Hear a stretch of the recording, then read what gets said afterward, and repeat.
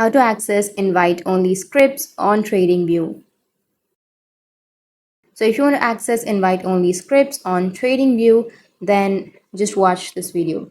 First, you need to do is open the TradingView desktop app or the website or your account on the website. It doesn't matter. After you open it, just click on the top section of the screen, click on the indicators option.